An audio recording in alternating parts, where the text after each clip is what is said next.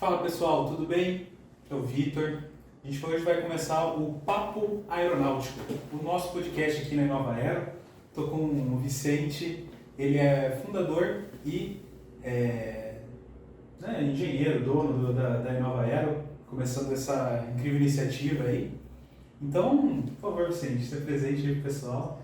Bom, Vitor, não sei mais nada, obrigado, por a gente estar junto aqui. Na verdade, esse momento para mim é uma materialização do início de um sonho, Eu sempre tive um sonho de ter uma empresa relacionada à engenharia, que ajuda na democratização, no aculturamento, no incentivo da aviação geral, Então, para mim, esse podcast é um símbolo, de que as coisas estão acontecendo, e que fico muito contente na direção do meu sonho, Então, muito obrigado, por estarmos aqui juntos hoje. Com certeza. E só para quem, para a gente contextualizar um pouco, hoje eu serei o host do podcast, mas todos os podcasts seguintes, o host, a pessoa que vai receber os convidados, vai ser o Vicente. E aí hoje a grande ideia é ele passar para vocês a história dele, passar para vocês os ideais dele, o que ele acredita e o porquê ele está fundando a Inova Aero, Tranquilo. Bom, começando então, pessoal, meu nome é Vicente Camargo, tenho 56 anos de idade, nasci em Pirassununga, e Pirassununga tem a Academia da Força Aérea, e é inevitável, então, a gente deixar de ver aviões durante todo o dia, E aí foi nascendo uma paixão pela aviação, Meu pai, quando era pequeno, trabalhava na academia como professor, então às vezes me levava lá, então não teve como eu não se apaixonar pelos aviões, e por essa máquina tão maravilhosa e tão diferente, que se ergue aos céus, Diferente de tudo que a gente tem aqui no mundo, Então, da nossa natureza, eu quero dizer, de não voar, Então eu comecei a me apaixonar por isso, logo depois entrei na faculdade, na USP em São Carlos, fiz engenharia mecânica e aeronáutica. Comecei a trabalhar na Neiva, que para mim foi maravilhoso, porque no início de carreira na Neiva você consegue ver de tudo, todas as áreas de aviação, Não fica só numa única área, mas consegue ver a parte de materiais, estruturas, aerodinâmica, ensaios em voo, enfim. E é uma Disneylândia, Eu até brinco, para quem é um engenheiro recém-formado, é uma Disneylândia para quem começa a trabalhar. Logo depois eu me tornei gerente de engenharia na Embraer, gerente de engenharia do produto, de manufatura, de engenharia de manufatura e também engenharia do ferramental. E trabalhei na Embraer até o ano passado. Foram 32 anos dedicados à Neiva e também à Embraer, Legal. Então, esse é um pequeno resumo de quem eu sou, Legal. Eu acho que a gente pode daí agora picar um pouco, cada uma dessas partes para o pessoal que está em casa curtir um pouco sobre a sua história, sobre os seus momentos, desafios que você teve ao longo de todo esse tempo. Então, a primeira coisa que eu gostaria de perguntar para você é como é que foi esse início, essa paixão pela aviação. Você falou um pouco sobre Pirassununga, sobre como que era inevitável, você criar esse amor. Mas como é que foi isso e como que você olhou e falou assim, não, eu vou fazer realmente, eu vou fazer engenharia, eu quero mesmo isso para a vida, é isso que eu vou fazer durante a minha vida. Como é que foi esse processo, como é que foi essa escolha? Então vamos lá.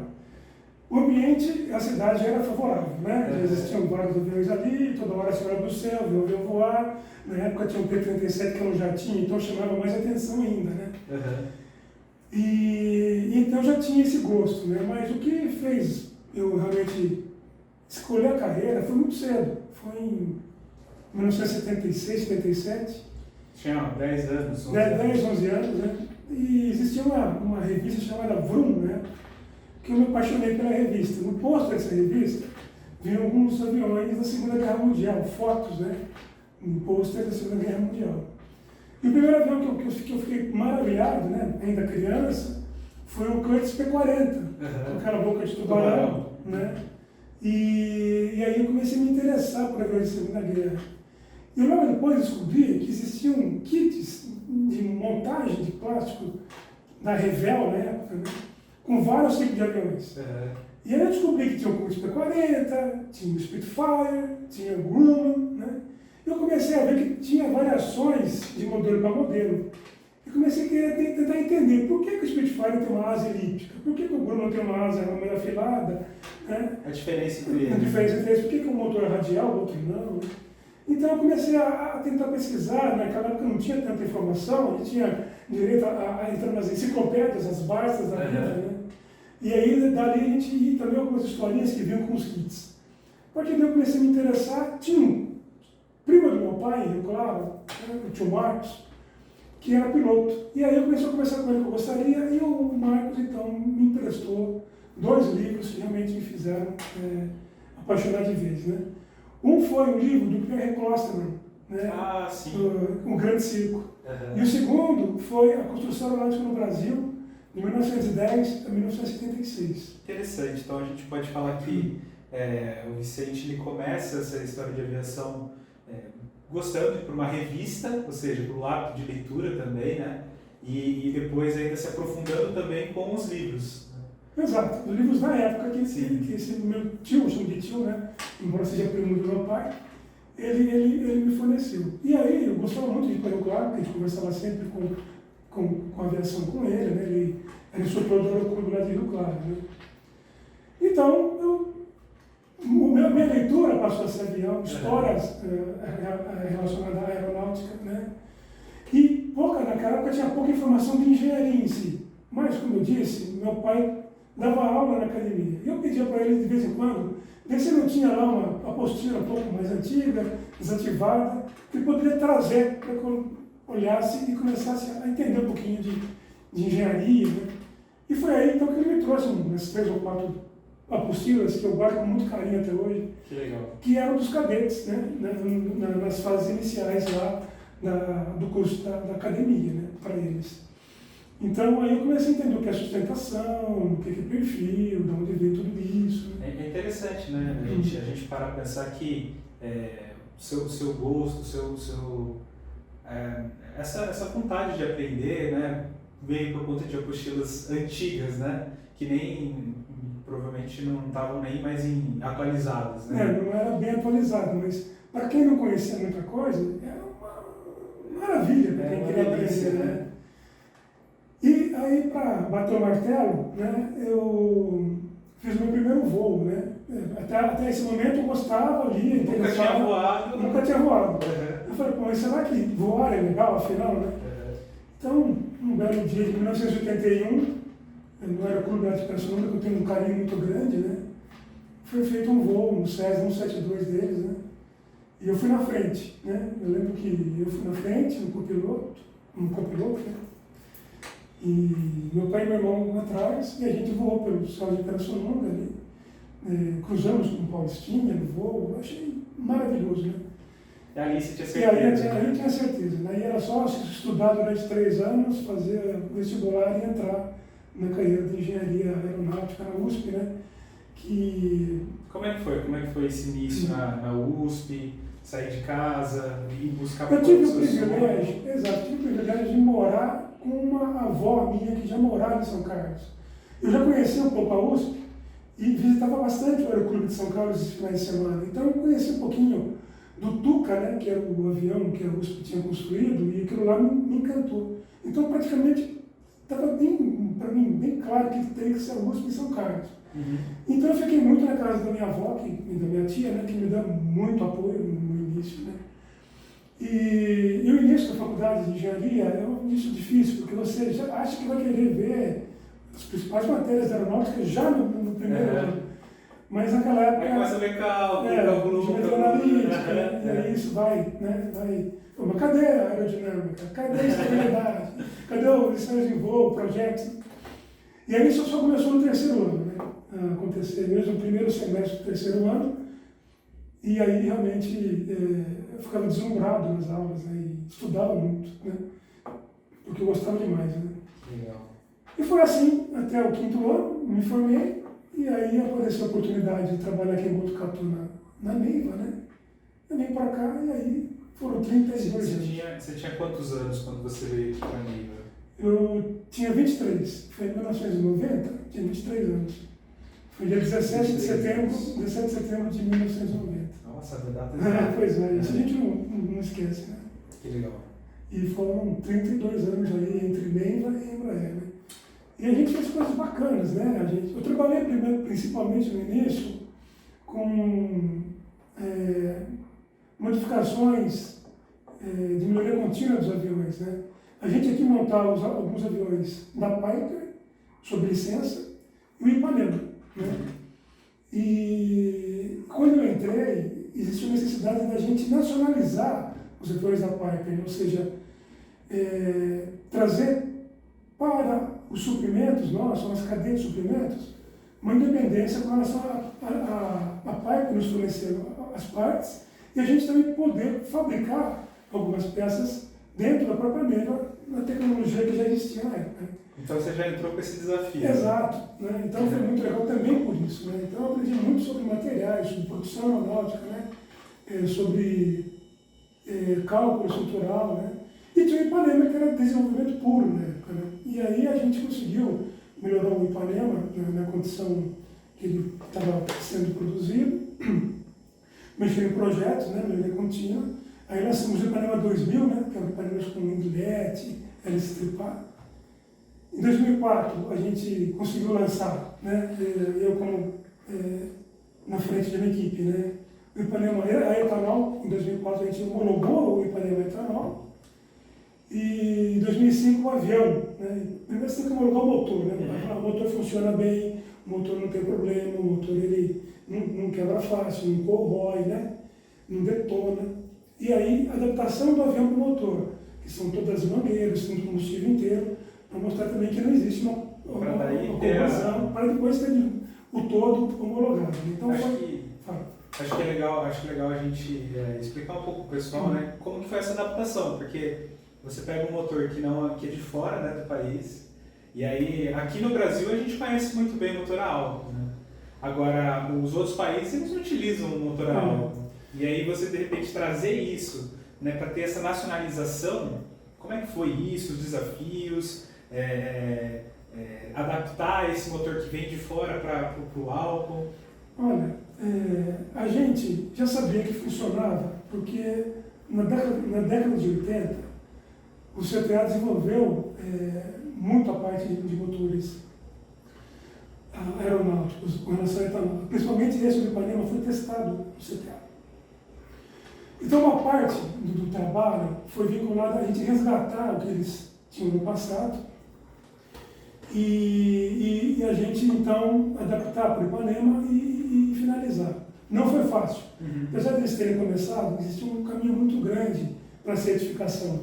Na época, eles fizeram um desenvolvimento tecnológico e pararam por aí, né? Não chegaram a certificar, a colocar em produção, em linha, e no mercado. Então a gente começou de um V0 já existente, né? E eles começaram com esse V0 na época com o apoio da fabricante do motor, que era a Lycoming, né? E da injetora. Então a gente quis, a partir daí, continuar, né? Então a gente fez contatos, né, com a fabricante da injetora. Eu fico imaginando o contato que a gente fez querendo colocar etanol, né, no motor Lycoming. Olhar e falar, vocês são loucos. Vocês estão querendo. Né? Aí você tem que contar um pouquinho da história, que já existia um desenvolvimento com o CTA, das vantagens de ter etanol na aviação, né? O consumo ser menor, a extensão de vida maior do motor. E então a gente começou a tentar convencê-los. E eles então adaptaram para a gente, baseado nas nossas especificações, uma injetora, né, que era semelhante àquela que foi testada lá na década de 80, e a gente então trouxe para o Brasil e começaram os ensaios aqui no Brasil. Né?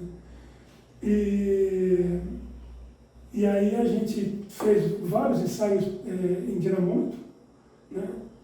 Muitos ensaios, foram várias horas de ensaio, para calibrar o motor. Né? E chegamos a uma potência de 320 HP, 7% mais em relação ao motor original. E fizemos vários ensaios também de adaptação do motor à aeronave, inclusive a hélice do avião. Né? A hélice é uma hélice americana, e o fabricante da hélice também também teve estranheza, né? Pô, ele está novo, né? E aí a gente convencê-los, né? Que realmente pudesse ser uma oportunidade. E compramos, né? Toda a parte relacionada aos ensaios de vibração, né, da hélice. E deu muito certo. Os ensaios de vibração foram até melhores do que a própria gasolina, né? Comparativamente. E aí a gente ficou muito contente de ter feito essa adaptação do avião para etanol, né? Que proporciona para os nossos clientes uma economia muito grande, né? Hoje a gasolina está R$14 o litro, 12. A gasolina aeronáutica. Isso, gasolina. Isso. Para quem não conhece, a gasolina aeronáutica é uma gasolina que é específica para os aviões, né? Para os motores, né? Para os motores da versão movida a pistão, chama-se Avgas, né? E ela então custa hoje de 12 a 14 reais, dependendo de onde você vai comprar. E o etanol está aí a 4 reais. Né? Então dá para ver que a diferença é enorme. Né? Mas a economia que a gente consegue gerar para o agro é gigante. É gigante, o operador é gigante. Né? E você pode falar, pô, mas e o consumo adicional do álcool em relação a Avgas, né? Mesmo que se você colocar 50%, vai, que não é menor que isso, mas considerando 50%, o custo sai de 4 para 6. Mesmo assim, é metade dos 12, valor mínimo que eu andei pesquisando sobre o preço da Avgas por aí. Né? Caramba. Então a gente ganha. No mínimo, uma economia de 50% do pior cenário. Relacionado aos custos do combustível, no pior cenário. E ainda o álcool ele tem um desempenho melhor, né? Sim. Com a gasolina da aviação. Sim, ele tem um aumento de potência, no Ipanema, dos 7%. Né? E o que dá mais margem, poder pular de mais curta, mais segura, né? E você consegue voar um pouquinho mais rápido também na aplicação. Né? Isso é legal. Então... Acho que é bacana a gente estar falando sobre isso, até para o pessoal de casa entender, que não é... Quando vai ter um novo avião, vai ter uma nova adaptação, qualquer nova adaptação que seja um pouco maior, existem ensaios, testes, não é algo simples, né? Exato. É um processo enorme. O processo de certificação, né, que a gente chama, ou homologação, existem vários requisitos pré-estabelecidos pelo órgão homologador, aquele que vai aceitar o que você está propondo fazer como avião, no caso da ANAC, né, que tem que ser cumprido, a gente chama de requisitos aeronáuticos. Né? Então tem para o avião, que geralmente é o RBAC-23, e tem para o motor. Né? E a gente teve que fazer um dos dois, né? Tanto para o motor como para o avião. Então são regras que você tem que cumprir. Né? E você entra então com uma proposta de cumprimento com aquele requisito específico. Eventualmente você já consegue cumpri-lo com cálculos e análises, mas na maioria das vezes para motor você tem que fazer ensaios. E no avião também, ensaios em voo, várias horas de voo, né, para você ter certeza que aquele requisito está sendo contemplado corretamente. Né? Depois isso tudo vai para o órgão homologador, que é a ANAC. A ANAC verifica se está tudo ok do ponto de vista dela. Se não tiver, tem uma conversa com a gente chega no acordo, ou repete, ou faz uma parte para complementar aquilo que eles não aceitaram.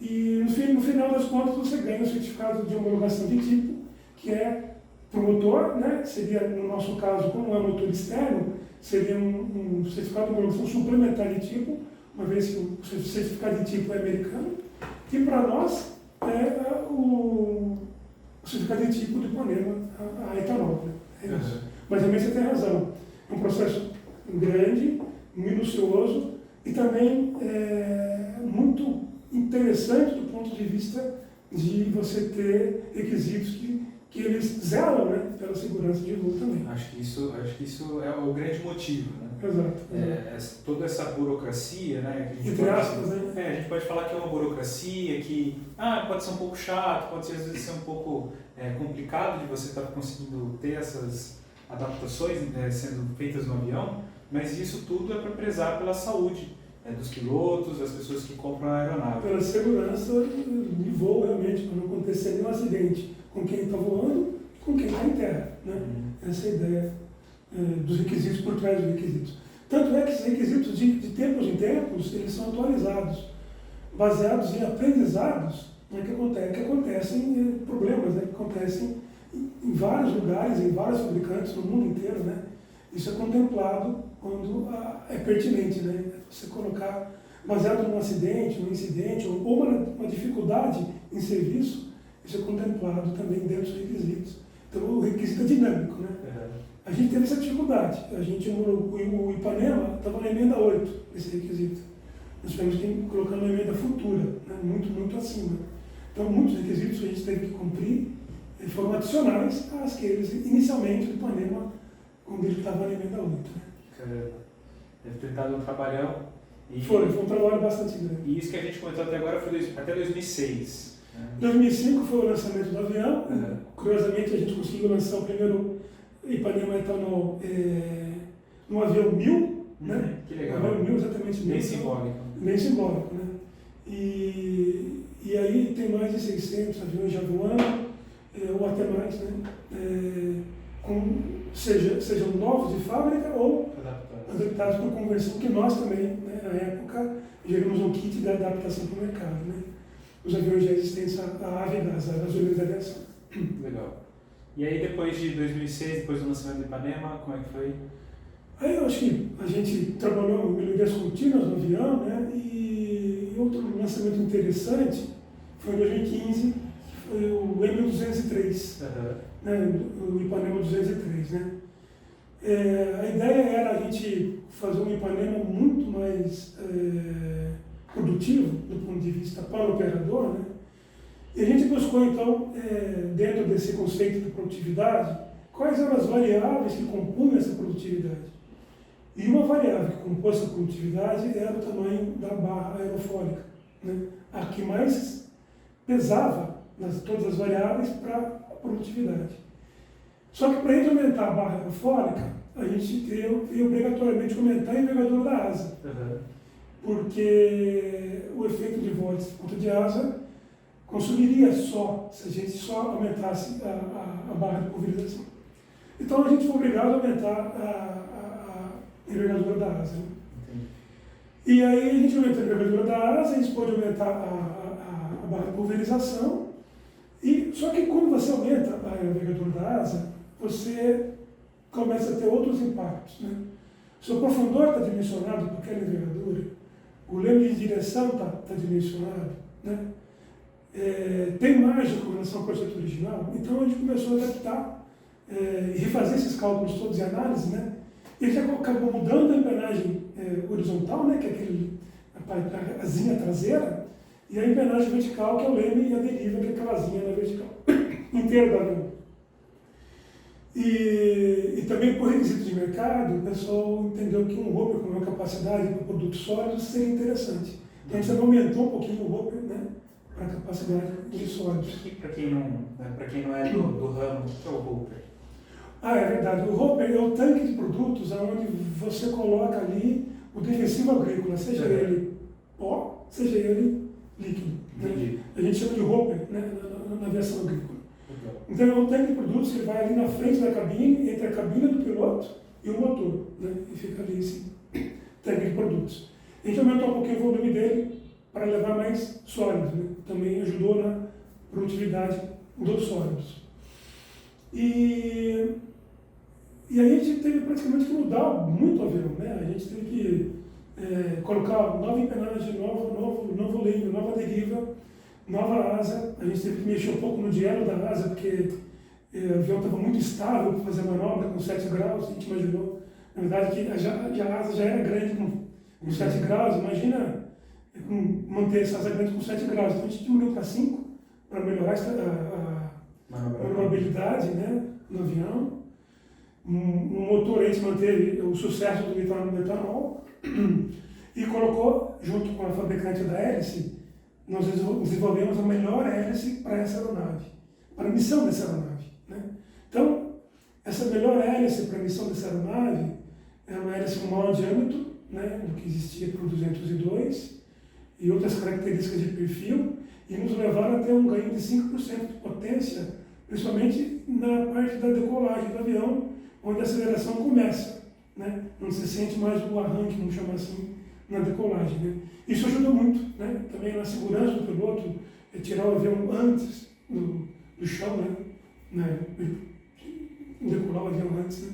Então isso ajudou muito. Então essas foram modificações grandes que a gente fez Se tivesse que elencar as 3 mudanças do 203 que fizeram ele ser assim, muito melhor do que o 202. Bom, asa com certeza, né? Melhorar a produtividade, roupa novo e adaptação do avião como um todo para essa asa, né? Uhum. Também teve uma melhoria significativa de ergonomia, né? Para o piloto ficou mais agradável voar, né? As inflexões de comando são menores, né? Alguns comandos são mais na mão, não precisa de esforço, né? Principalmente no voo agrícola, você faz uma decolagem a cada 15 minutos. Então, esse ciclo todo, repetido durante 8 horas, 10 horas, até 12 horas do dia, é muito cansativo. Então, a gente se preocupou com isso também, né? Reduzir um pouco essa carga do piloto. Então, a gente trabalhou um pouco nessa parte relacionada à ergonomia e facilidade do manuseio do avião em voo, né? Então é isso, né? Ficou um pouco mais agradável para o outro lado, porque a gente aumentou um pouco a cabine. Então, falei mais de 3, né? Mas é que todas elas têm o seu peso, sabe? Entendo. E que compõe todo um projeto que está tendo um sucesso, né? Já são mais de 160 aeronaves vendidas, né? Comercializadas. E ela começou em 2016, as entregas. E hoje a gente entrega mais de 60 aviões no ano, né? Esse ano de 2000. Quando eu falo a gente, a Embraer. Como eu fiz parte do passado, eu falo a gente ainda, né? Mas a Embraer entrega, né? Eu imagino que nesses anos de Navy Embraer também tenha momentos assim de muita comemoração. Teve grandes desafios, como a gente tenha falado no início da nacionalização, né? E também da questão do Ipanema. Deve ter tido também grandes momentos assim, de comemoração, momentos de premiações. Sim. Tivemos sim, um dos prêmios mais significativos, né? Foi relacionado ao motor etanol, onde a Embraer, né? Eu estava lá, fui convidado a participar como gestor da equipe, né? No desenvolvimento do motor etanol em Paris, né? No evento da Flight International. É mais ou menos como se fosse o Oscar da aviação, né? Tapete vermelho. Não teve isso não. Mas assim, a gente estava lá, né? E tem The Winner is, né? Não era bem The Oscar Goes to, mas e a gente concorreu na categoria aviação geral, né? Uhum. E o desenvolvimento do Ipanema etanol foi premiado lá. Que legal. Brasil no meio de uma revista internacionalmente aceita, né? Com credibilidade. Em Paris. Em Paris, né? Então eu estive lá junto com os vice-presidentes, né? Que receberam o prêmio e tal. Fiquei muito contente de representar a equipe que eu estava liderando nessa época, né? E para mim foi uma lembrança eterna, né? Eu nunca vou esquecer desse prêmio, né? Eu também houve prêmios nacionais também, né? Relacionados ao motor etanol. E também foi mencionado como uma das inovações do ano na Scientific American, uma revista, né? Uhum. Então ele foi bem premiado, sim, e fico muito contente da gente ter podido, né, ter feito isso na nossa carreira, né, com uma equipe junto comigo, claro, né, participando junto comigo, a gente ter conseguido esse tipo de coisa para o Brasil, para a Neiva e para a Embraer. Que legal. Galera, vocês ainda não se inscreveram no canal da Inova Aero no YouTube? Se inscrevam lá. Vamos em frente, então, agora com a continuação do nosso podcast. Gestor na Neiva, na Embraer, e ter sido liderado esses times. Não, foi muito gratificante, né? Eu fui gerente de desenvolvimento de produto do Ipanema, né? Uma área grande, uma segunda área grande, gerente de engenharia de manufatura, e uma terceira área, engenharia de ferramenta. Então eu era gerente dessas 3 áreas, né? Cada uma com sua particularidade, né? E aqui em Botucatu, no site de Botucatu, né? Onde aqui em Botucatu sempre tive líderes muito bons, né? Que sempre me apoiaram, me incentivaram, né? E também tive pessoas que sempre me ajudaram muito, né? Muito competentes, muito comprometidas, muito com vontade de fazer as coisas acontecerem da melhor forma, né? Então, de certa forma, eu fui privilegiado, tanto com relação à liderança que eu tive, como em relação à equipe que eu liderava, né? E um dos resultados bacanas, né, que a gente pode falar da carreira, é que a gente colaborou, né, para o crescimento profissional de algumas pessoas, das pessoas como um todo, né? Mas algumas conseguiram até ser gestores da própria Embraer. Na formação, na parte da gestão, a gente, de certa forma, influenciou, fomentou, né? E fico contente de ter fornecido, vamos chamar assim, né? Essas pessoas como líderes dentro da empresa. Eu imagino que você conseguir, né, com que essas pessoas que eram do seu time, ajudar nesse processo de caminhada dentro da empresa deve ser algo muito gratificante, né? Sim, é muito gratificante, né? E fico feliz de ter podido fazer isso, né? Uhum. Fala só um pouquinho sobre algumas outras áreas, né? Com certeza. Eu falei um pouco do Ipanema, mas eu não falei da engenharia de manufatura, que era a grande área, né, que eu trabalhava. Mais de 50% do efetivo que eu tinha era nessa área, né? Que era a área de execução da produção, né? Mas não física. A gente estabelecia o como fazer, né? Então, o roteiro de fabricação, a sequência de fabricação, o ferramental envolvido, as ferramentas envolvidas, os tempos para que as coisas fossem feitas, né? Tanto a parte de uma peça primária pequena, como uma peça grande, uma montagem de um conjunto, né? Como as asas dos finos, né? Que a gente a Embraer monta ali em Botucatu, as asas do Fino 100, Fino 300, as fuselagens, os componentes os jets, os componentes do E2 e também do KC390. Né? Então, eu junto com a equipe, a gente era responsável por fornecer as soluções fabris, né, para que ocorressem de forma que não tivessem custos de não qualidade, que tivessem o menor custo possível, né, que não gerassem tanto problema na produção e atendessem uma certa demanda programada pelo pessoal de planejamento. Né. Então, essa foi a minha função também muito grande dentro da empresa aqui. E a terceira área de ferramental é quando você define o ferramental, os moldes, né, os gabaritos, que você vai colocar na produção para que as peças e os componentes do avião, a estrutura, comecem a tomar corpo. Né? Também é uma área grande, importante, uma vez que gabaritos custam muito caro e você tem que balancear entre garantir um gabarito que te dê produtividade e uma excelente qualidade com o custo dele. Então é uma área muito importante, estratégica para os programas da Embraer, né, com relação ao custo e com relação à solução que você põe na produção, para que não ocorra também, do outro lado, não qualidade e um HH, né, muito grande de fabricação. Uma memória muito grande de fabricação. Legal, É isso. bacana. Essa experiência como gestor, como gerente. Se vocês quiserem saber um pouco mais sobre a Nova Aero, acesse o link que está aqui embaixo na descrição do vídeo. Vamos continuar com o nosso podcast. E depois de tantos desafios na NEMA, tantos desafios na Embraer, agora os desafios da Nova Aero, né? Pois é, né? Eu acho que eu não me canso, né? Porque com 56 anos, saí da Embraer, né?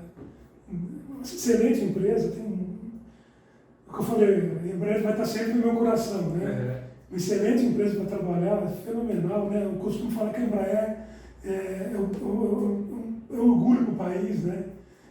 Não sei se vocês já notaram, né? A Embraer é a única empresa aeronáutica que está no hemisfério sul do globo. Né? A maioria dos outros são todos do hemisfério norte. Né? Então, assim, todo o material, toda a parte relacionada com material aeronáutico como todo, motor, sistemas, né, equipamentos hidráulicos, elétricos, pneumáticos, né, todos são produzidos no hemisfério norte. A gente teimou, né, em fazer uma coisa no hemisfério sul. Então, assim, hoje a Embraer é a terceira maior indústria aeronáutica do mundo, né? Muito orgulho para mim ter falado que eu trabalhei na Embraer, muito orgulho para o país ter Embraer, né? Então, Tenho um carinho enorme pela Embraer, pela Meio quando comecei e pela Embraer quando eu terminei a carreira lá em empresas, né? E agora, então, falando um pouco da nova era, é uma nova fase na minha vida, né? É uma nova fase que eu entendo que, baseado em todo o histórico, baseado em toda a minha carreira, eu tenho uma meta, né, que eu estou tentando atingir, que é o incentivo, né, à democratização e ao aculturamento dos conhecimentos aeronáuticos do país, né, ajudar nisso, né. O brasileiro, Vitor, ele gosta de aviação, né, ele gosta muito de aviação.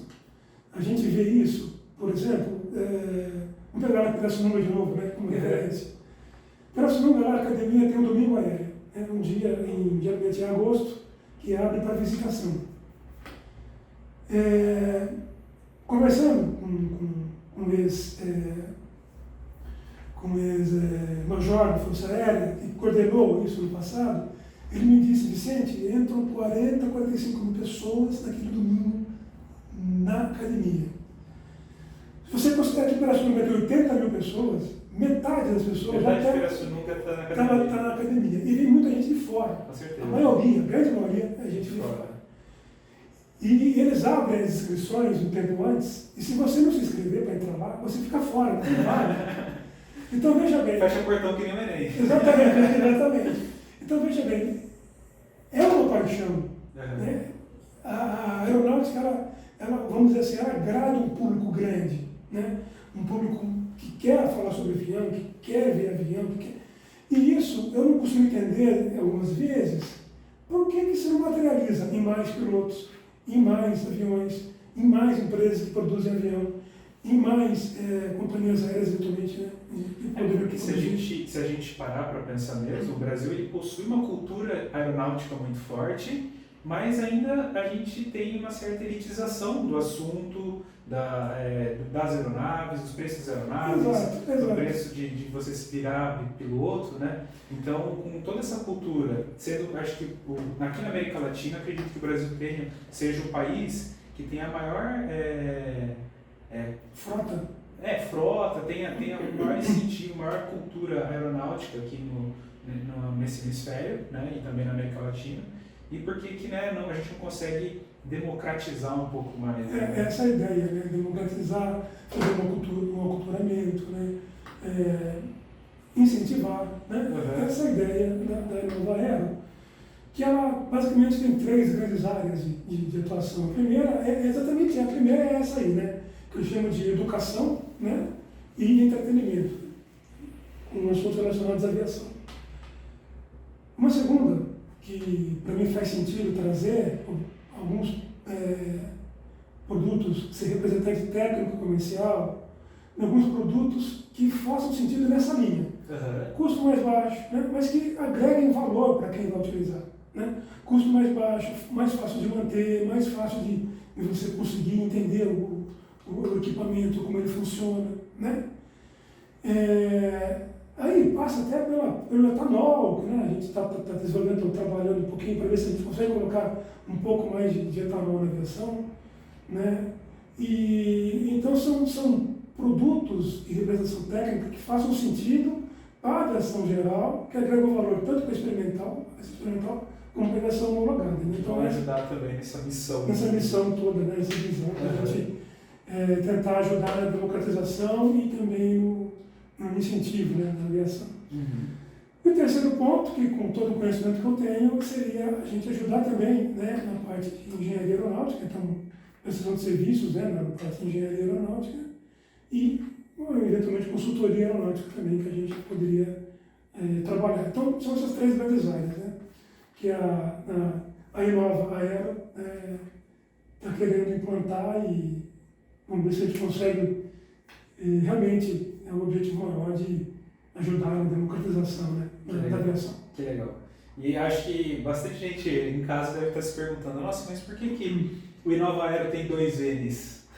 Pois de onde veio o nome? Como é que foi pensado isso? Pois é, né? O nome da Inova Aero surgiu um bom tempo quando eu tive essa ideia de tentar trazer para a aviação geral algumas soluções diferentes que poderiam ser um pouco mais baixo custo e mais um trabalho de atração, né, e incentivo para a aviação geral como um todo. Eu falei, bom, então eu estou tentando fazer uma coisa inovadora. Né? Pode ser que eu não tenha visto 100% corretamente, mas não conhecia particularmente nada nesse sentido. Grande parte desse sentido. Então é inovador. Bom, eu vou trabalhar com aviação, então faz parte o aero. Então que tal o Inova Aero? Né? Aí então eu tentei juntar o Inova Aero. Porém, o Inova com ele só talvez não leve para o exterior, e aí eu digo ser representante técnicos de produtos no exterior, a ideia de innovation, né? A ideia de inovação. Então, eu juntei o outro N. E aí, então, Inova de Innovation. Inova de Innovation era de aeronáutica, de aero realmente. Né? E as cores verde e amarelo? As cores verde e dourada, fazendo menção ao Brasil, né? É uma coisa nacional, né? Que o dourado e o amarelado é exatamente para isso. Né? E é assim então que foi criado o símbolo e o nome. Né? Legal, essa é a ideia. Legal.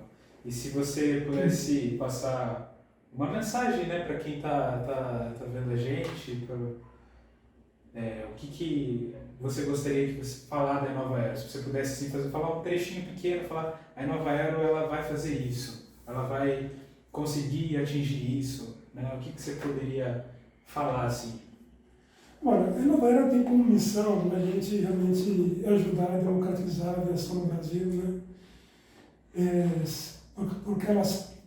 Por aquelas 3 áreas que eu comentei, né? A gente quer ser referência na aviação experimental, trazendo soluções até 2026 como um grande player, né?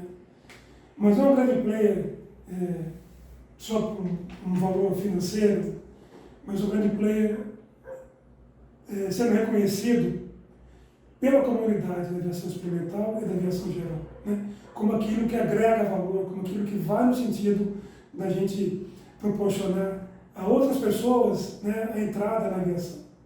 Então, exatamente essa é a ideia da Inova Aero. Né? Que legal. Essa é a ideia. E no geral, né, eu acho que, gente, vale a pena acreditar no sonho. Né? Se vocês têm um sonho, corram atrás dele.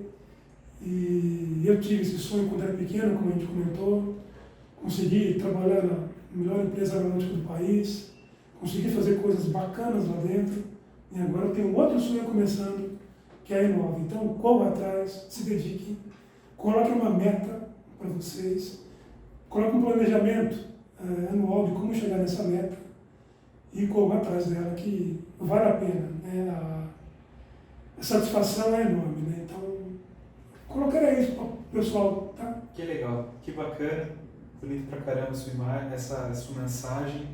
Para quem está querendo te encontrar nas redes sociais, está assistindo, caiu aqui de paraquedas, não sabe o que está acontecendo direito, ou ainda não segue alguns perfis, por onde encontrar você, como que pode estar encontrando? Não, legal, eu tenho 2 perfis basicamente lá no Instagram.